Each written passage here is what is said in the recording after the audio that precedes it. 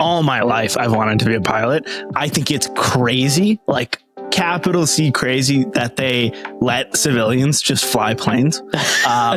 I think that's insane. Like no other country has the access and accessibility. It is like obviously an expensive hobby, but like, the US, I can't believe how easy it is to just hop in a plane and start flying. I mean, you can get your pilot's license at a specific type of school is 35 hours. 35 hours and you are flying an aircraft. That's crazy. There are seasons of TV shows that last longer than that. You've been on a weekend. Like that's insane to me. So yeah, I've always wanted to do it. I mean, like there's two places where I am the happiest I'll ever be, and it is on a motorcycle or behind the yoke of an airplane. Okay, that was Matt Varughese, a supremely interesting person.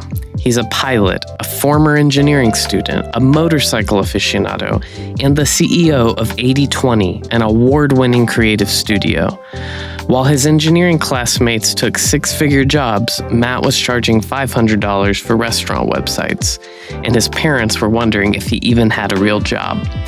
Matt honestly could teach a masterclass on how to socially engineer and manifest the work and relationships that you dream of. For instance, he spent $1,000 on Snapchat filters to get Chance the Rapper's attention. He became friends with Hassan Minaj after cold emailing him. And a single tweet to Andrew Wilkinson changed everything for Matt and set off a chain reaction.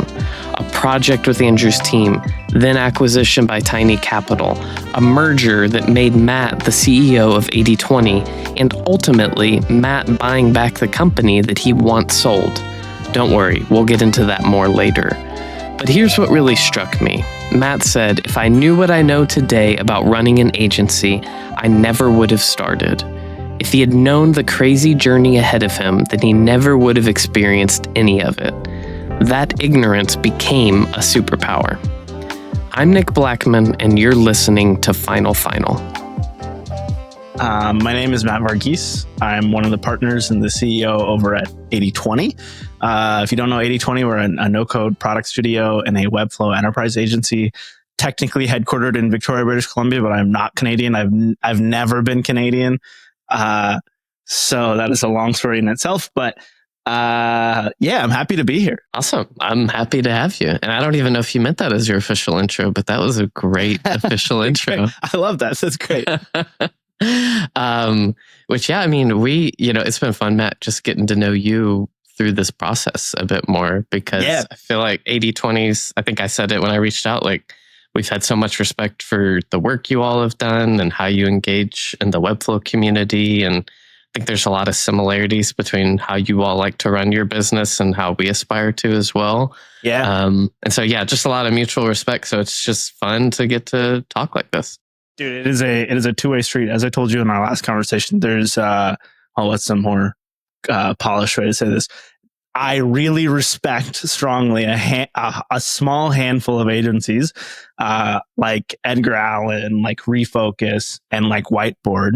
But it's like it's a single digit number of agencies that I'm like, yo, I aspire to be like them. Whiteboard is near the top of the list, if not top of the list. I mean, everything you guys put out is just like cream of the crop, and everyone seems also like really. I've only met you there. That's not true. I met Blake Lamb, and I met Blake. Jose. Yeah, and King Blake, as we call him. Exactly. But everyone I've met has been just delightful and like insanely smart too.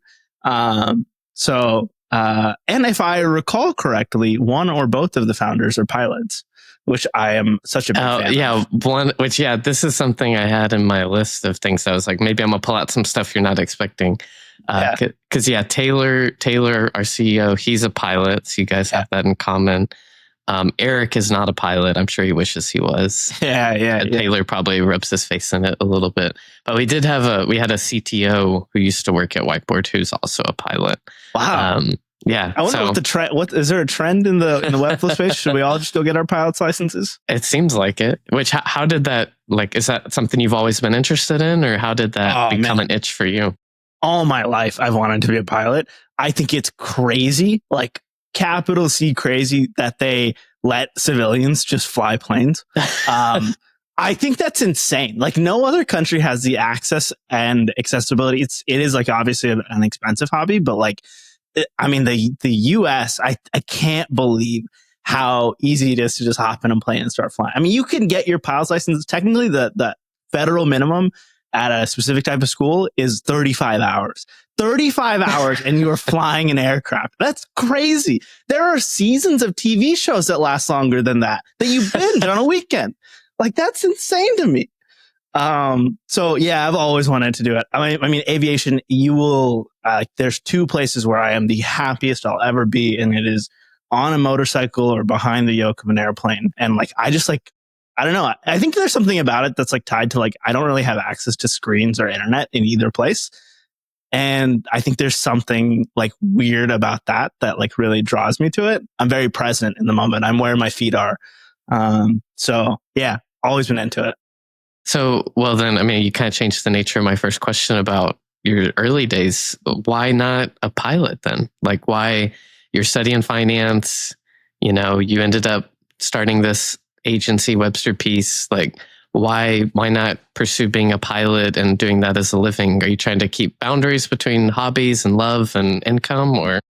I think that's a great way to put it. There's a couple reasons. One, pretty much every job I wanted to do as a kid, my parents would not let me do.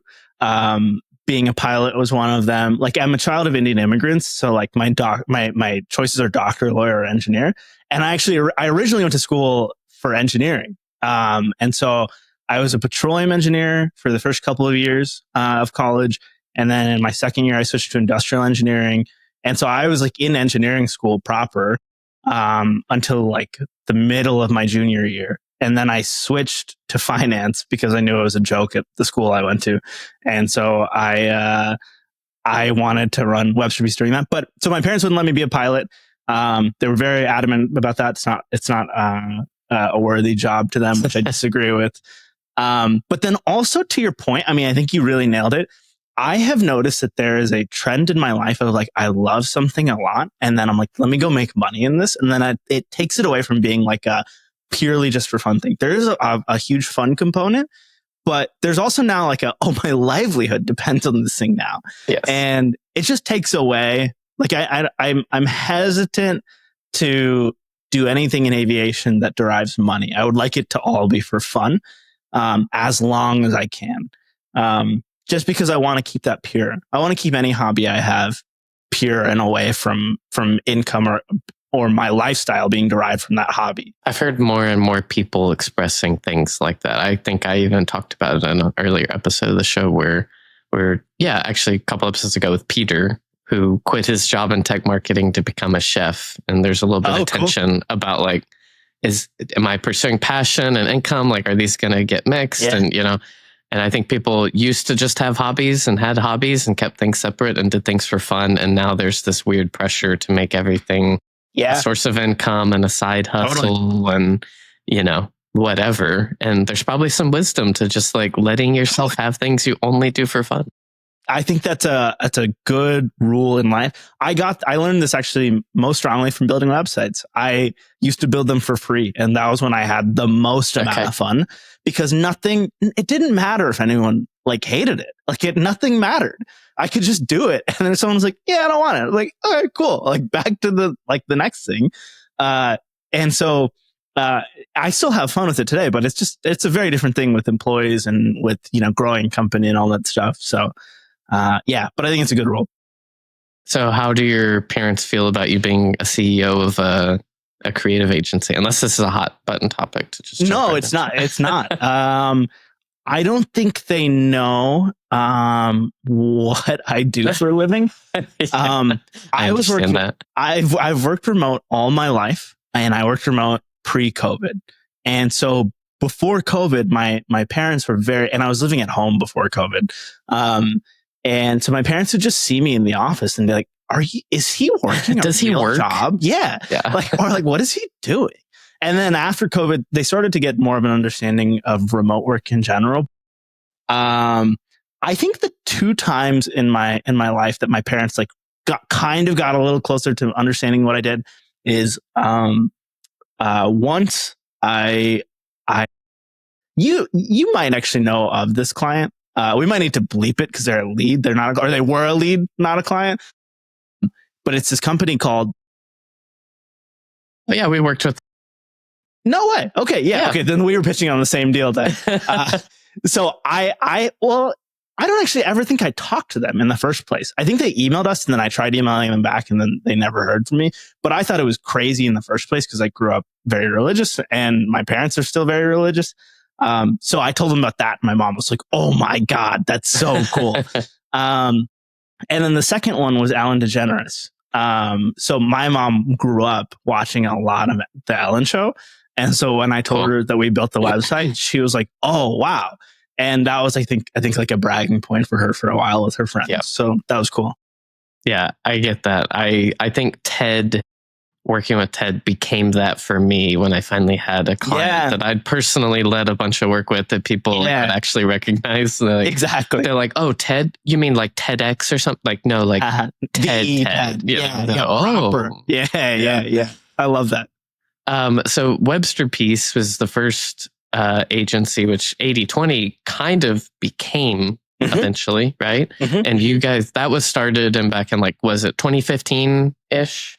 Yeah, it was my senior year of high school. So my parents were forcing me to become an engineer because I didn't want to become a doctor or a lawyer.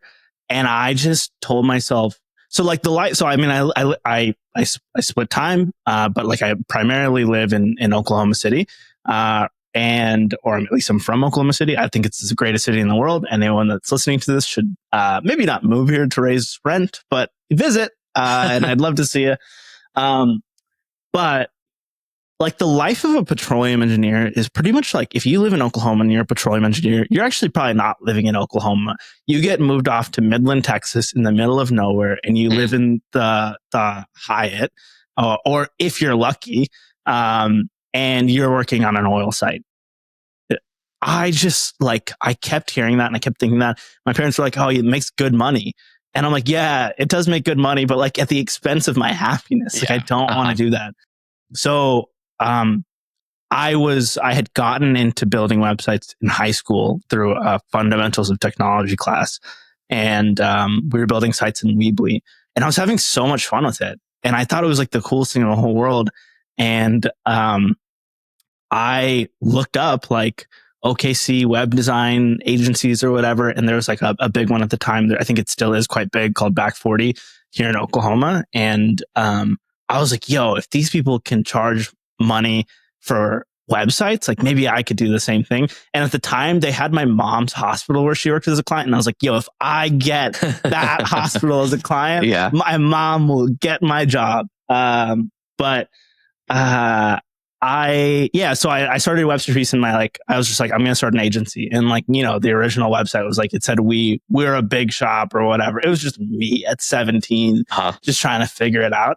And, but it was a fun time. And it was like it was one of those things where I didn't really know how hard anything would be ever. So I was so dumb and ignorant. And it was such a superpower, to be honest. Because I didn't know. And I was like, I guess I'll figure it out.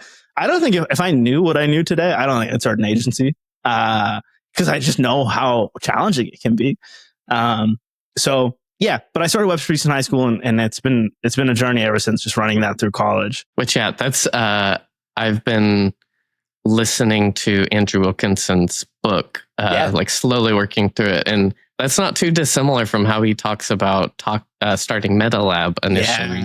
And which I don't think it was maybe it was initially called MetaLab. I'm not sure, but how, if he had known the trouble he was going to get into, he probably wouldn't have done it. But also, at the end of the day, a services business is actually a fundamentally easier business to start than like a retail company or any number of things that are capital intensive or whatever. So it's still a great place to learn those fundamentals and get it in. And it sounds like you had a pretty similar journey, which is interesting since what happened eventually. Yeah, I think what he said about that is actually extremely accurate. You have very low CapEx businesses. You can scale up and down costs as your revenue scales up and down.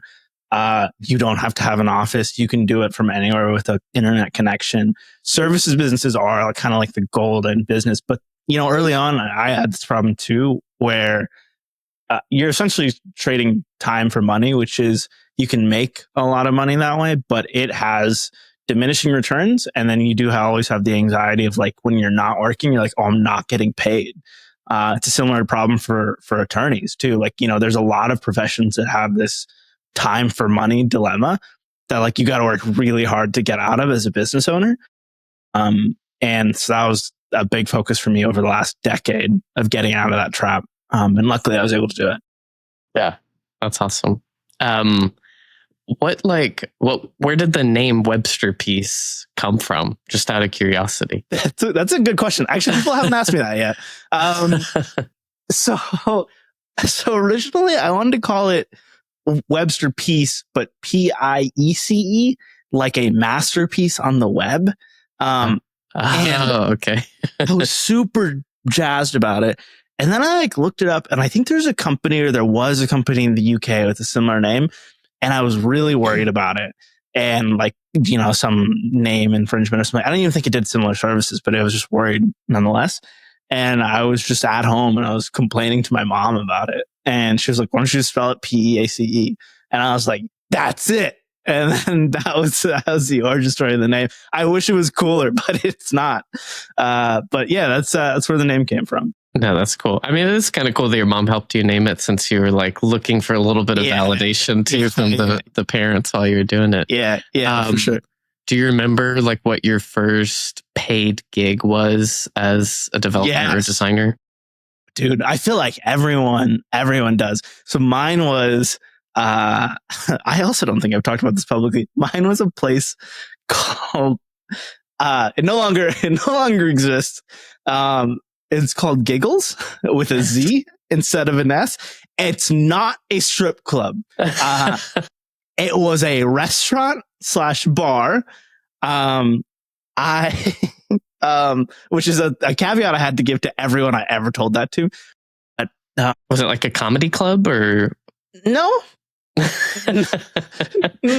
Just questionable branding. Yeah. It was a restaurant and bar, and it was like an arcade as well. And it was downtown. It's actually pretty close to where I currently live. And I charged them $525 for the website. And it was design, development, photography, and drone photography. At the time, drones were not popular, and I had one because I was really into it then. And so it's funny, the feedback I got afterwards, I was sending out surveys, which I'm not very big on NPS surveys or surveys in general at a small size, because I don't think that people are that honest at a small size. I think it's a lot easier to be honest on a survey when you don't fear it will affect someone's job. That's a separate topic. I'm going to digress. But I sent a survey and I was like, what could we do better? And the feedback was always just around or not always. With him, it was like, oh, you should have charged me less money. And I was like, yo, I poured my heart and soul into this for the cost of your 2 weekends out. But so I did Giggles, and that was fun. I still have in my childhood bedroom, I've printed out this newspaper clipping of the Giggles opening and talking about it and all this stuff, and it's still there. Nice. And the head chef there now owns a really dope restaurant here in OKC called Café de la Sea. So yeah, that was my first project. That's super cool. Was there a moment when you started realizing okay, I could probably actually make a successful business or career out of this, and things were starting to pick up a little bit and you were thinking more seriously about it? That's a good question. I would say, so throughout college, my goal was to get my parents off my back. I was like, I will aim to make as much money as I would make as a starting engineer, as a starting petroleum engineer. And if I do that, they'll be happy with, or at least happy-ish with the job choice. What would that have been an equivalent? Probably $100K. And so I was like, if I can hit that or close to that by the end of college, 4 years, then I'm going to not take a job. And then I didn't get to 100K probably a year by year 4, but I got pretty close. And so I was just like, I don't know, I'm close enough. I feel good enough. I was 20 when I had graduated. And so I was like, I'm just going to try it. Like, my parents didn't like that decision. They did not feel like it was a wise one. But I was just like, it was one of those things where it's like, again, you're so dumb and ignorant in the best way possible as a kid. And you're just like, yeah, I'm just going to figure it out. I don't know. And if it doesn't work out, I was also watching, and like, this is maybe a controversial take. I watched a lot of Gary Vee at the time. A lot. I mean, that guy, because I knew no one in business. I had no one in my family in business. Yep. I did not grow up that way. So I turned to the internet to get advice. I didn't know anyone else. And was this like the early days of when he had taken on his family's wine business and was using YouTube to like sell?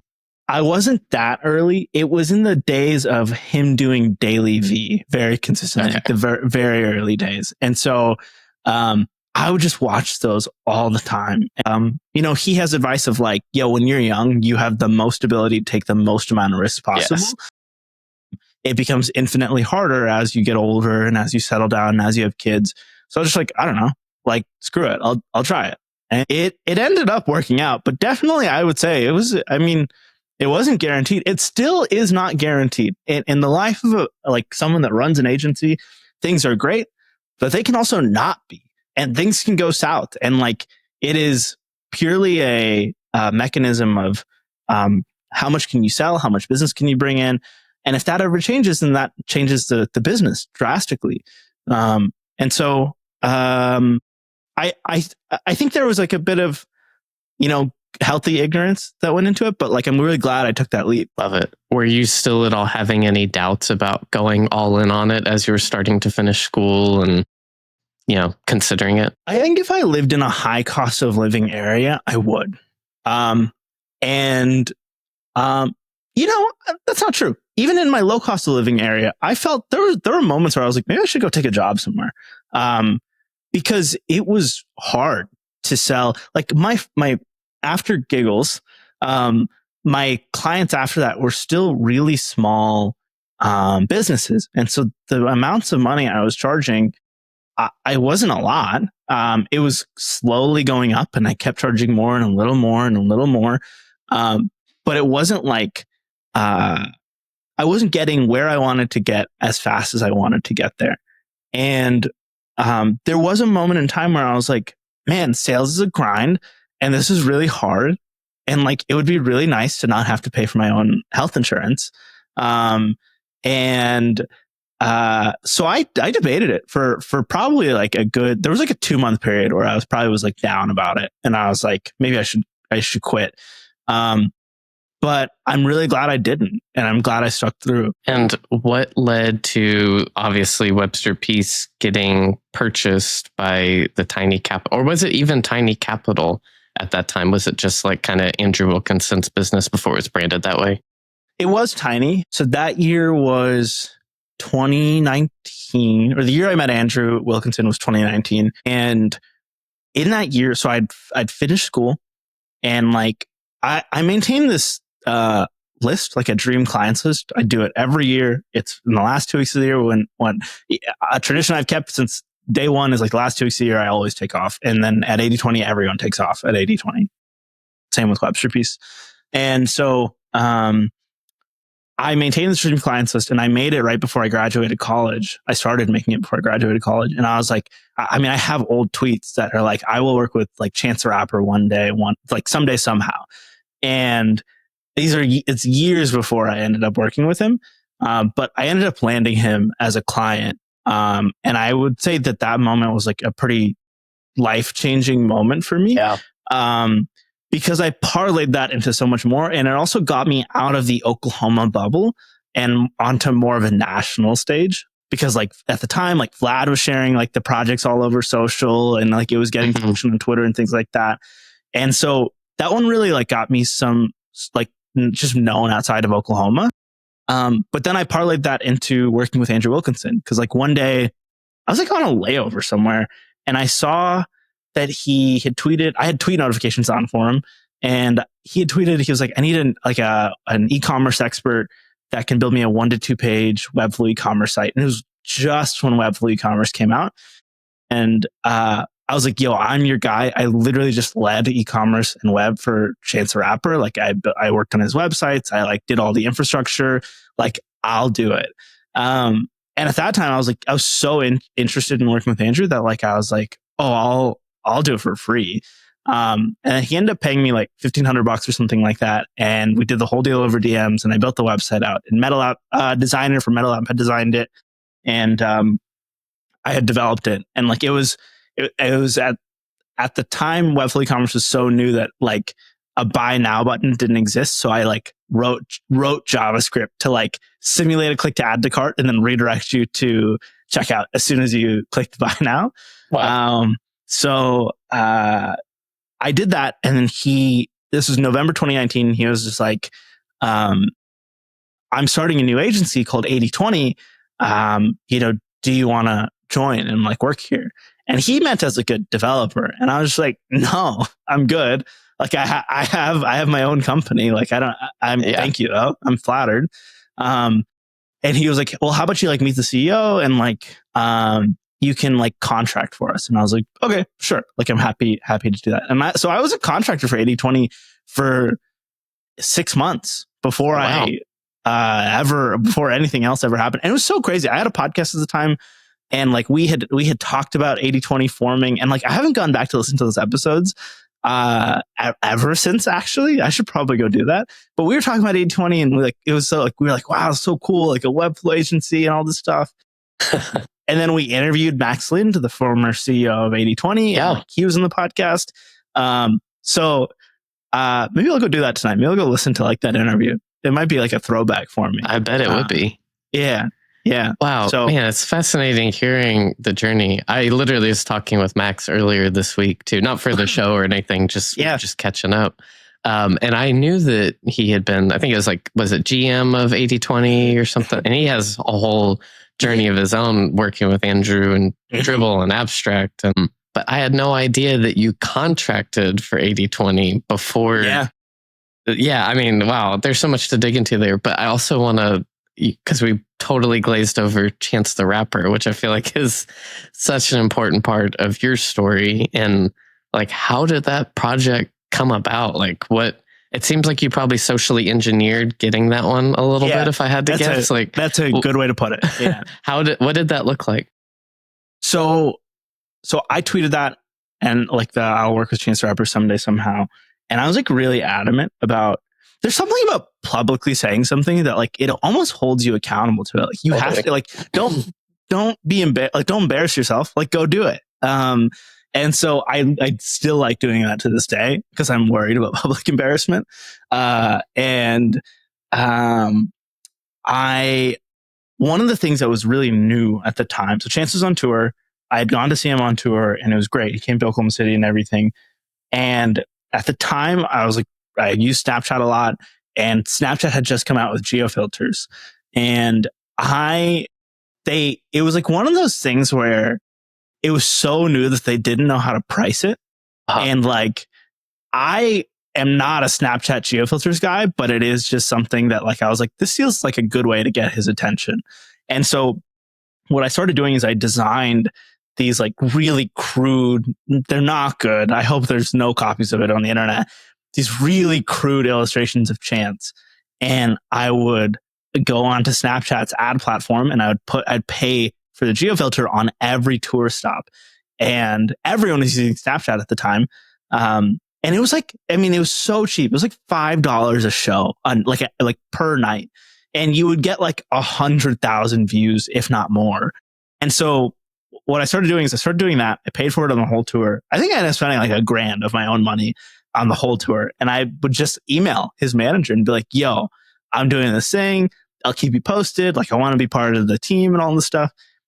They got back to me immediately, and they were super nice and very helpful. And they were like, "Yo, what's your deal? Like, why are you doing this? Like, who are you?" And so I like sent a blurb back or whatever. And we just like exchanged emails back and forth. And It's funny. Nothing actually came of that at first. I did the filters for the whole tour. I paid for it myself, and then nothing happened. And then one day, again, I was on a layover. I don't know why this is where all these pivotal moments happen, but like, I saw an Instagram story from his manager, and it's like, yo, I have a wine brand and I need someone to build me a Squarespace website. Like, who wants to do it? And I was like, yo, that's me. And he was like, I thought you did Snapchat filters. And I was like, no, it's actually not what I do. I build websites, and like, this is my forte. And at the time I was building exclusively in Squarespace. So I was like, yo, I'm your guy. Mm-hmm. And I ended up building the winery website. And he, at that time, it was a really pivotal part of Chance's journey as well. He had gotten clearance to release his other mixtapes on Spotify, which had never been done before. And he was doing a big press release. And then he had inked a deal with Squarespace to be like, they'd build his website for him. So long as he got the vision right, so long as he conveyed his vision. But what was happening, from my understanding, was I think Chance's vision wasn't being accurately conveyed in the calls. And so they asked me to actually be like a middleman, like a liaison between Squarespace and Chance to kind of help convey, or if there's an idea that Squarespace said couldn't be done, like I would help kind of model it out. Like there was like one idea of like Konami codes. I don't know if you know what those are, where it's like a so you can do like a cheat code on a website, essentially, where if you enter the right keystroke on the website, you get a discount code applied to your cart. And so Squarespace didn't want to do that, or they said it wasn't possible or something like that. I can't recall. And I had just gone and mocked it up with like a JavaScript library. And I was like, here's how you can do it. And like I did it in the Squarespace website. So like we know it's possible. And so that was kind of my role very early on. It was not to build anything. It was literally just to do that sort of high level stuff. But I was like really honored that like they had asked. And then that just led, like one thing led to another. At that time, during that process, I had also found out about Webflow, and like, so I started building prototypes in Webflow, and that's like a whole long story. But like, one thing led to another. I ended up working on the website with the Squarespace team. And then I did all of his like order, like his e-commerce infrastructure. Like there would be things like, if you buy like an Acid Rap hoodie and we send you a copy of the Acid Rap album, it actually counts as an album sale, even if it's free. And so like I built all the infrastructure around that, around splitting orders, around fulfilling orders.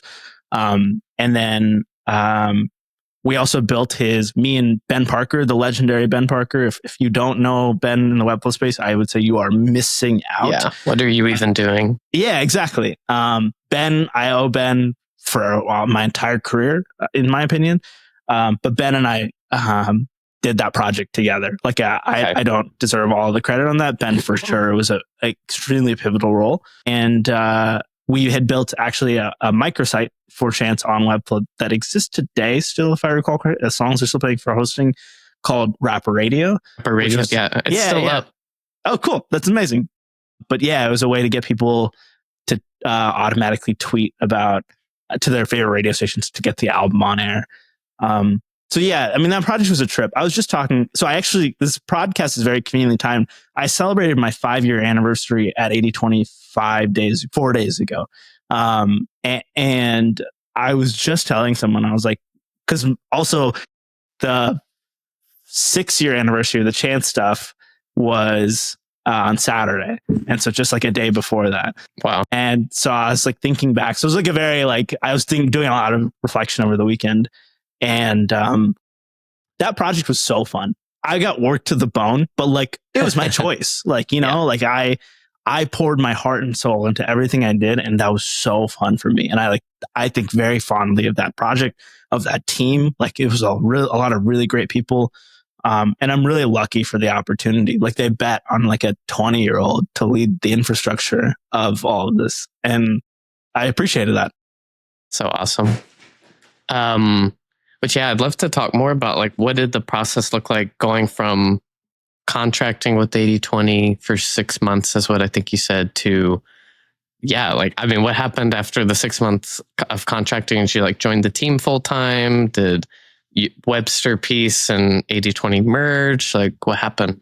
It's a great question. The specifics of it is one day I was just like working, and I had gotten in the same minute, I had gotten a DM from Andrew Wilkinson and an email from Max Lind, and both of them said the same thing in different ways. Max was a polished email, and it was like, "Hey, I'm actually going to be moving on." He had some family stuff going on, and so he was like, "I think you should run 80/20. Do you have any interest in running it and like taking over?" And so I saw that, and at the same time, I saw my phone light up, and it was Andrew's message, and it was a very brief message. I mean, there was not, if you know Andrew, this is very much so his style. It was not so much as a hello. It was like, "Hey, I loved working together. Can I buy your company and you take over 80/20?" That was the entire message. And I was like, wow, this is crazy. And I was like, okay, can we email about it? And he said yes. And so we went back and forth. We did the whole deal over email. I never once got on the phone with anyone. Wow. And I had sold the company to him. And so part of the deal is I sell Websterpiece to him, and the business from Websterpiece goes to 80/20. And then I take over 80/20 and I kind of grow and scale it and things like that. And what was that like, that transition, and going from kind of complete autonomy over the business you were in to being a part of a broader team? I'm sure from what I gather, they still leave a lot of autonomy and operation and stuff. But I'm sure it was still different. Like, what was that transition like? Yeah, it's a great question. To be honest, I really struggled with the transition. I had a hard time with it because for the first time I ran Websterpiece for the first 5 years of my career, and then 80/20 for the last 5. And it is kind of weird to go from a place of like, oh, nothing bad can really happen to me, to like, someone controls my employment now. And even though I became a co-owner of 80/20 at the time, and I was like, okay, even though I own part of this company, it means I could be out of a job still. And that was a hard one for me to swallow. And at the time, I encourage anyone that is dealing with stuff like that. Like, I started counseling. At the time, I was like, no, I'm not going to do counseling. My sister is a psychiatrist. You should go see someone. And that was one of the best decisions I made. It really helped me work through all of those kind of fears. And then I felt really empowered. But my first week at 80/20, my first day, we had an incoming potential lawsuit. And so I was like, oh my God, this is the worst. What do you mean on Monday morning, I have an irate client in my inbox? I just got here. So it was just a really stressful initial month, I'd say. Yes, but it all evened out after a few months. I got pretty used to it, and I got in the groove of things. But it's weird, kind of being dropped in the driver's seat of this company, especially because you have so many eyes on you now. You're a new company in this in there, and you have giants to look up to, like MetaLab and Z1 and Andrew, who I really look up to. There's just a lot of people looking at you to make the right decisions, and so it was a lot originally, but it went away after a while, and I got pretty used to it after I just got in the groove of things. Yeah, once you got past that initial lawsuit on your first day. Yeah, exactly. That's wild. Yeah, it's insane. I have the paperwork framed somewhere because it was such a memory for me. Did it all work out favorably? It worked out favorably for 80/20. Yeah. It's funny. I barely worked in my first 5 years, I barely talked to an attorney. And then in my month 1, I talked to an attorney a lot. Yeah. And I've only had a few moments like that at Whiteboard, and it's always you're like, man, I made it 6 years before this happened. What are these people doing? Yeah. I wonder if we share an attorney. I feel like we would. You guys and us. We probably have the same counsel. I wouldn't be surprised if we have tons of things in common. That we have no idea. Yeah, exactly. Yeah. Was there a point when it felt like, okay, 80/20, it's really starting to gel, things are working, you started enjoying the process, the team, the flow? Yeah, I would say there's 2 specific points. I would say in our initial early days where we were starting to grow the team, I was having a lot of fun and we were getting a lot of traction. There were way more leads. that I could manage, which is a great problem to have. And we were building a contractor roster, and we were building a full-time team. What was the size of the team when you one person other than me. Her name's Veronica. She's awesome. She went and started her own agency called Elder Studio. In fact, I haven't talked to her in a while, but she messaged me yesterday and she's like, we should catch up. Nice. But Veronica's great. She was essentially in charge of sales and project management. So she would be PMing the projects and then selling them. It was just a lot of hats to her. A lot of times I would be building like very actively alongside contracted developers and things like that. But yeah, we were growing the team, and I would say like in the early days, it was just a lot of fun to like figure it out. Like that was like I made mistakes, like obviously. There were a lot of lessons learned in the early days. But there's just something really fun about like, this doesn't really exist, and like I'm going to like will it into existence and try to shape it in the way I want it to be. And I think that's like a really enjoyable period. The other period I really enjoyed is when I hired a COO, because I scaled the agency and then I was like, oh, I'm wearing too many hats and everyone reports to me and this is too stressful. And so I ended up, I got breakfast with Andrew one day and we were talking about it, and we had disagreed on whether I should hire a COO or a CFO. And I thought it was COO. And so I was like, I'm just going to hire for that. And so I hired an executive recruiter, and we found our COO, who's now my business partner. Like, she is a core material part of my sanity and my day to day. Like, I could not do this business without Joni. She deserves all of her flowers. So, and after she came, it became even more fun for me. But it's obviously not ever without its challenges. I don't want anyone to listen to this. I'm always very wary when people are always like, yeah, it's always just like sunshine and roses, and like the lead flow is always good and we never have any problems. I'm just like, yo, BS. Yeah. I almost cussed. I just like am so skeptical of it. So like things are good, but like obviously like there are hard days. Yes. Well, and it's always so up and down. And, totally. Yeah. Yeah. So it's just, I mean, it's very seasonal. There's times you can predict that it's going to be difficult, but there's also times where you just can't. I can remember a lot of times I would tell different employees like who had kind of slower periods, because people get a little anxious. They're like, yeah, totally. Hey, my billable hours are down. I'm not on as many projects right now. I just want to make sure everything's going okay. And it's just like, look, it's going to probably ramp up again really quickly. So just enjoy this while it's happening, and give yourself some downtime so that when you come back and we have a lot of projects, like you are ready and you're not just like exhausted because you've been stressed and worried about your billable time or whatever. Yeah. Dude, I have had the exact same conversation verbatim with employees many times, and it's always worked out like that. The downtime is temporary, and you will come to have a day where you're like, yo, I missed the downtime. Like, yes. Like that's just agency business. And like, for us, it was very wavy, very early on. Some months would be amazing and some months not so much. And we've really stabilized the business overall. It's like a much steadier business, but even still there are periods of downtime like that. And it always just kind of bounces back. I think it's just a natural progression of an agency in the year. Definitely.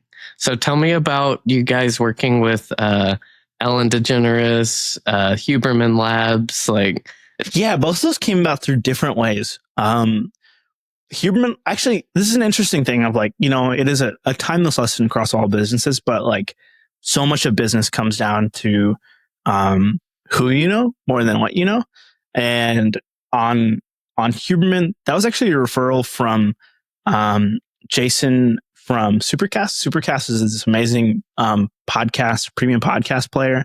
And basically, if you're a creator, you can have it's like Patreon, but for podcasts. You can have gated content and like benefits for paid subscribers and things like that. And Huberman had been exploring Supercast for the podcast, which they do have a premium podcast now where all the money goes to science and science research, if I recall correctly. And Jason had been talking to them about maybe a refreshed content strategy and then also website. And he had taken it to my friend Aiden, who ran an agency called Double Up. And Aiden had hit me up and he was just like, yo, do you want to partner on this project together and, do a new website? And so we did. And we're really lucky. That client, I mean, that team is awesome. Ian Mackey, the VP over there, is just like the best. Like he stayed in my apartment in New York last month. Like it's pretty, like I'm lucky in that like I have a handful of clients that I'm like, they're great clients, but they're also just like great friends. And Ian is one of them. And so, we end up building a website and we're actually still their agency of record. We do a lot of ongoing work with them. We actually have a project that's releasing with them, next month. That'll be really fun to see. And then, and so there's a lot of stuff just like happening but it's been great to work with them. And like similarly with Alan DeGeneres, that was a referral from Webflow, specifically from an AE that I worked with a lot. And her name was Katie Casino. She's no longer at Webflow, but she was awesome. And we ran a lot of deals together. And I think when the Warner Brothers deal hit her desk, she was like, this is the agency partner I want. And it's not, as you probably know, it's not that easy anymore for an AE to recommend an agency like that. But at the time, it was very easy for an AE to recommend an agency like that. And so, especially on the enterprise side before things were a bit saturated. Yeah, exactly. And so it's, that really helped us a ton. And she brought us a ton of business early on. Wave by H&R Block was also from her as well. And that was like her first project together. And that just led to all these others. And we had a great time working with the Ellen DeGeneres team, the Warner Brothers team. But yeah, it is just like so much of life and in business comes down to like who you know. And that was like both of those deals. It wasn't like particularly our work that did it. That definitely helped and solidified the conversation. But like to get discovered in the first place came from they didn't like organically find us, So yeah. Yeah. Well, and even, to some extent, what you said about Chance the Rapper and getting that project, it started with you socially engineering, like we said, but it also came from you being genuinely interested in providing value to something you believed in, and people, they sense that and they know that and they believe it. Even if he was like, hey, what's your deal? Why are you helping us in this way? What do you want here? I've had a number of relationships that I've done like freelance work for or other things that have also started that way, where it's just like, you just do a little bit and then it leads to more. You keep people happy, you return value, you have good business principles behind how you serve people, and it comes around somehow, some way. It's really interesting. I feel like people overcomplicate running a healthy business a lot. Obviously, there's so much nuance to it, but like so much of it comes down to like, do you do what you say you're going to do? Do you have good communication? Are you timely? Are you honest in what you say? Like there's just like these like core principles that everyone's like, well, maybe if I like get on this list, or maybe if I artificially engineer my way into like a perplexity search, and it's like, just like do great work. And like, I promise you over a long enough period, the flywheel effect will occur, and like you will continue to see dividends from that more than a hacky short-term solution ever will give you. Yeah. I mean, our work with TED, it began really similarly to some of what you described with like Alan, where there was like our partner manager was like, hey, I think you guys would be a great agency. We can't just like hand it straight to you. You're going to be competing against a couple others. It's for the Audacious project, which is connected to TED. And, so obviously I was like, great, like we would be completely interested. And we got on the call, started learning about budget, and it was like, oh, okay, like, yes, you're a nonprofit. Good reminder. Just because you're TED doesn't necessarily change that, Yeah. And like, I knew like, okay, we can make that budget work, but it's going to be tight. And I'm going to need to convince like our owners that it's okay for us to go over potentially, like focus on doing good work, deliver what they're looking for, provide the right outcome. And like, I think this will go somewhere. And of course, Eric and Taylor were like, let's go for it. It's TED, obviously. Yeah. And I think sometimes you also just have to think of like that profitability in those moments as like, okay, we're probably going to lose a little bit of money or break even, Yeah. but like that's just marketing spend. Like we're Yes. just doing good work to have a return later down the road to build a great client relationship. And so I just kept telling the team, do not think about the budget. Like I want no one to worry about this budget. Like you're doing great work. I will be the person that pays attention to the budget to keep things reasonable. And like you just do your best work.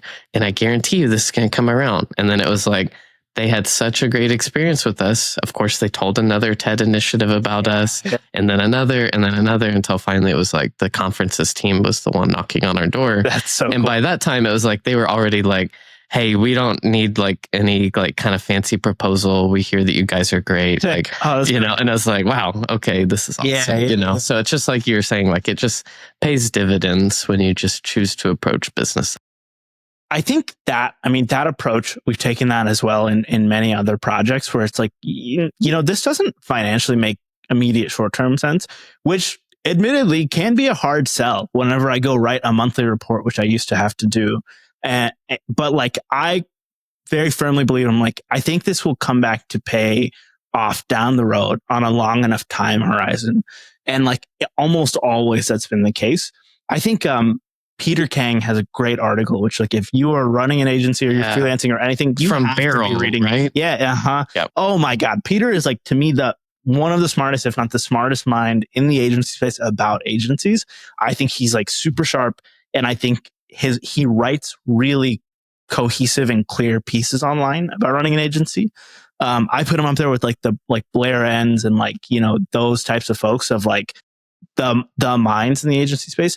But he has an article that I read years ago that I still remember, which like basically it said like there are a lot of projects that may come across your desk and it may not meet your project minimum, your stated project minimum, but it might like make sense down the road. Like there may be more opportunities that you're actually closing off if you're like, oh, we have a hard line. Sorry, we don't do it unless it's $50,000 or more.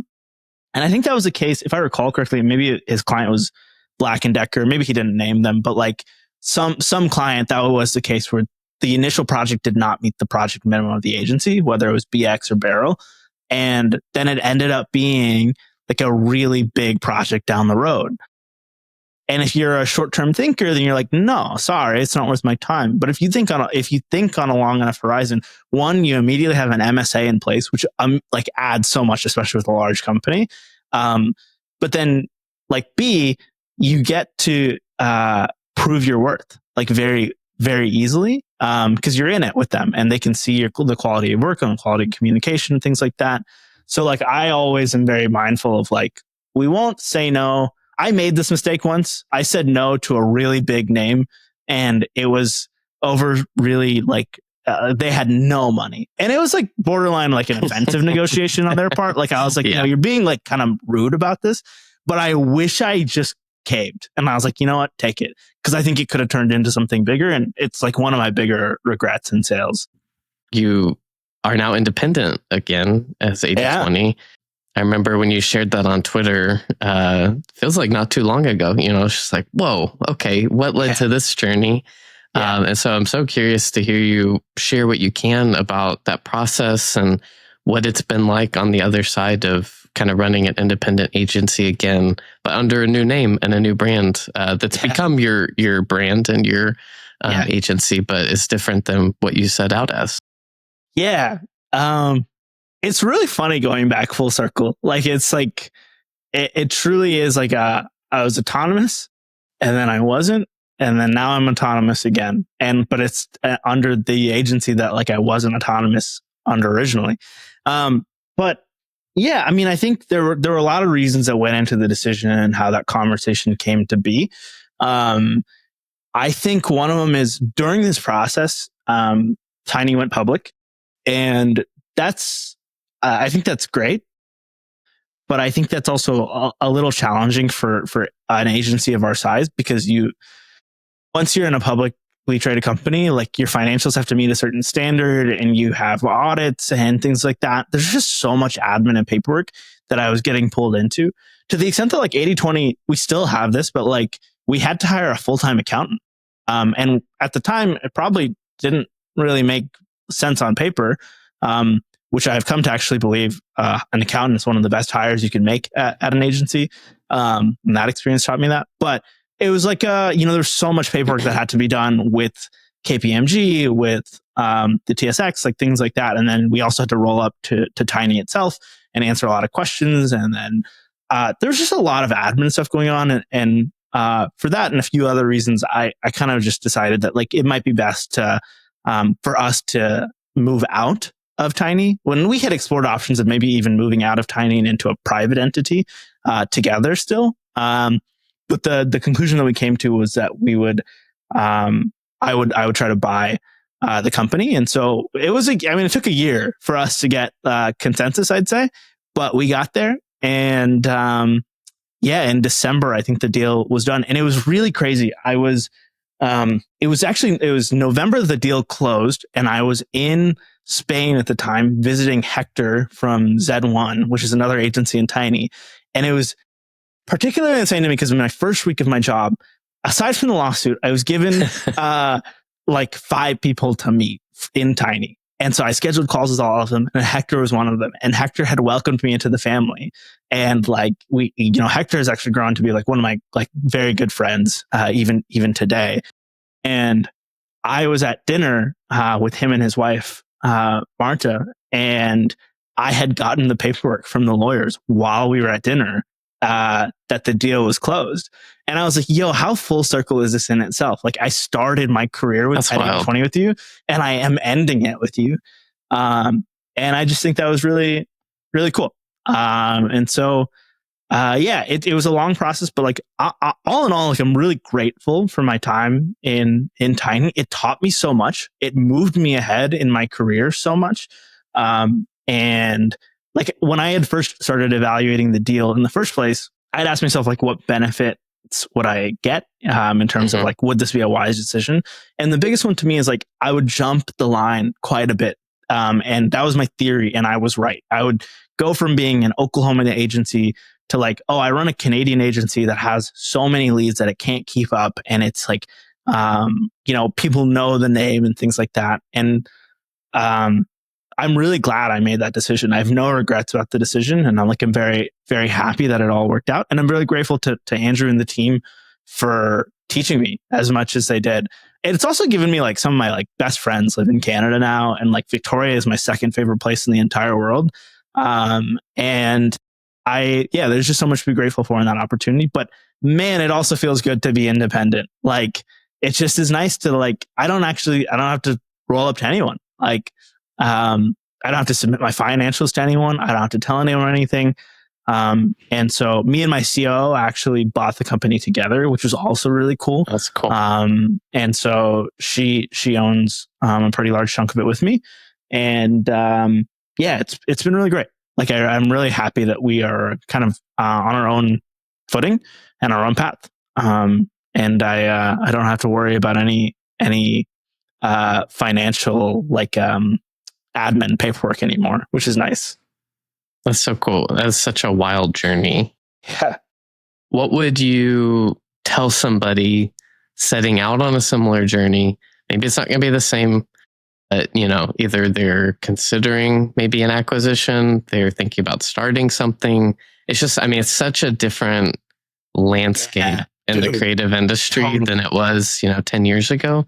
Like, what would be your advice or things that you're considering that would be helpful to somebody considering some big steps like this? So like my evergreen advice in general on this topic is always, for anyone in the creative space, I think you should always be cold emailing people. I very firmly believe it. It was a lot easier when we were smaller and we didn't track time and all this stuff. I usually, you go do this project and like, let's go cold email these people.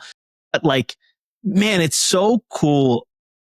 Like when there's a comedian I work with named Hassan Minaj, and like I was a huge fan of his, and I ended up cold emailing him, and we did a. I'm so glad you're bringing this up because it was one of the things I really wanted to ask you about that I was worried we didn't have time for. I ended up cold emailing him. I built a website, and it's like really funny because like I designed the website and I built it. Or I didn't build it. One of our developers did, Coco, and but I designed it and I showed it to my team and they're like, who designed this? And I was like, me. And they're like, haha, good joke. Like, who designed it? And I was like, no, I was so passionate about it that I made something that looked good, which is crazy. I'm not a designer. And I designed it, we built it, I sent it, and he responded the next day. And like that has led into like the deepest creative partnership I have. Like I co-work out of his office in New York. Like we're like friends in real life. Like, I'm really grateful for that. And it's changed my life in so many ways. However, one of the things he told me was like, so when I first did my first project with him, he told his creative director, he was like, just pay Matt. Like I wasn't working with Tustin directly at the time. And I was like, no, instead of paying me, I was like, you have a show in Dallas. I'm coming to it. Like, could we just like meet backstage and like, just like kick it?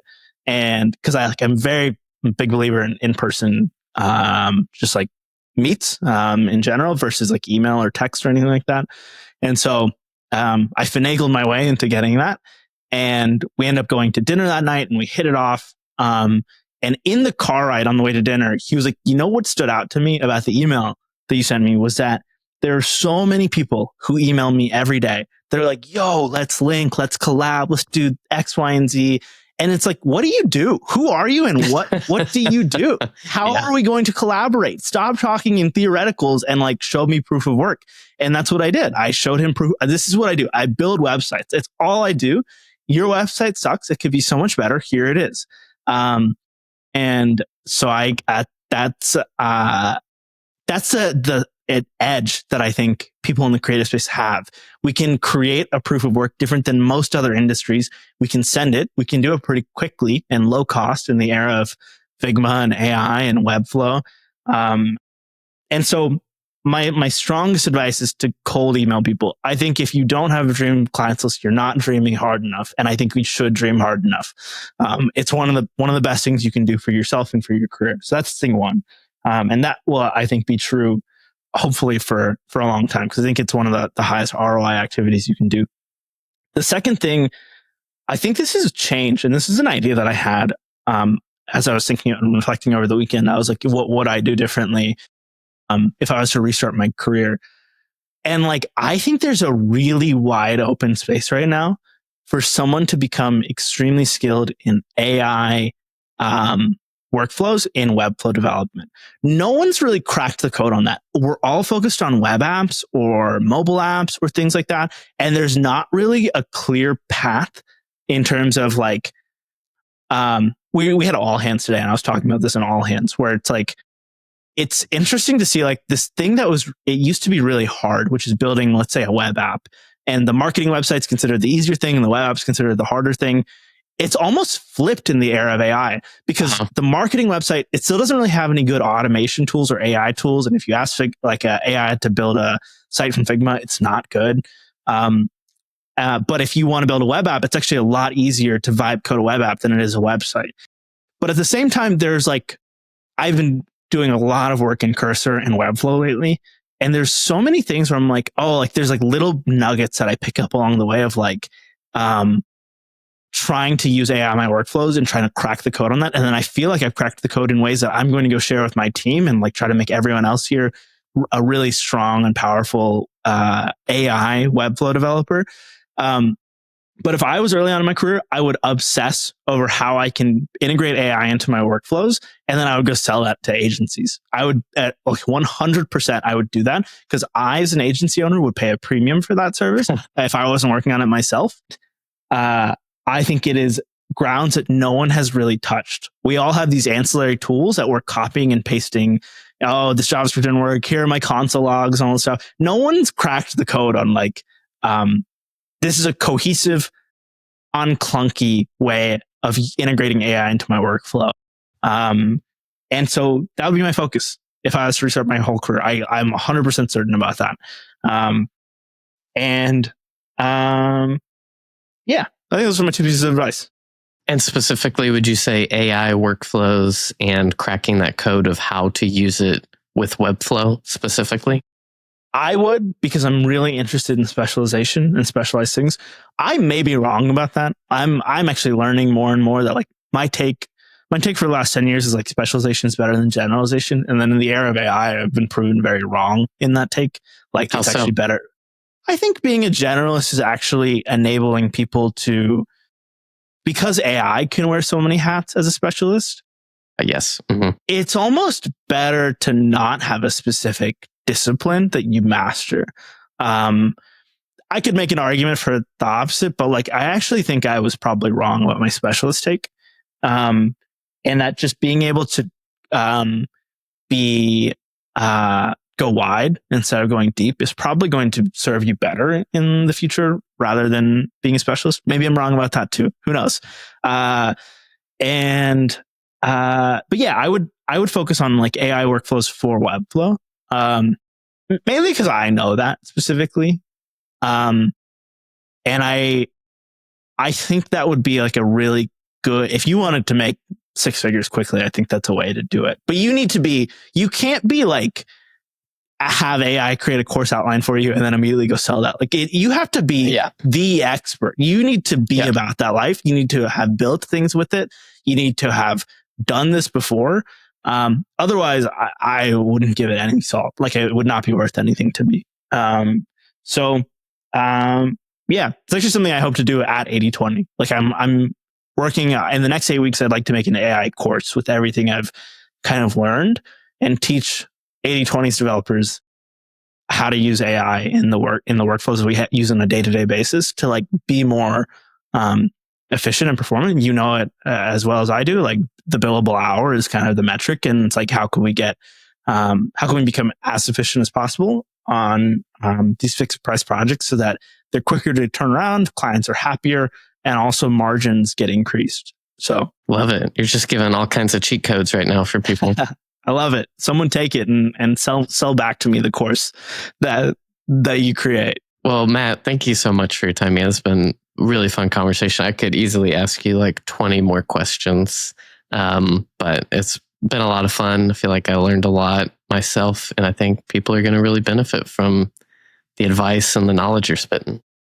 I love it, man. Thank you so much for having me. It's been a great, like, I love shooting I probably shouldn't cuss. I love. Hey, you can say it. I'll mark it explicit. Okay, there we go. I love shooting the shit. And you're also going to have to bleep the client or the lead that I mentioned earlier that is now your client. Yeah, this has been a lot of fun. I love shooting the shit. And like I said to you before, like it's crazy that we had not met yet until like, it is a while back. But yeah, such a pleasure, man. Which if I'm ever in Oklahoma City or in New York and you happen to be there, I will have to 100%. Yes. Please come through to either place. I'll probably more likely be in Oklahoma City than New York because I love this place, but I'd love to see you. If you made it this far, thanks for listening. You can subscribe on all of the usual suspects, and I hope to catch you on the next one. But in case I don't see you, good afternoon, good evening, and good night. Wherever you are in your life and your work, I'm cheering you on.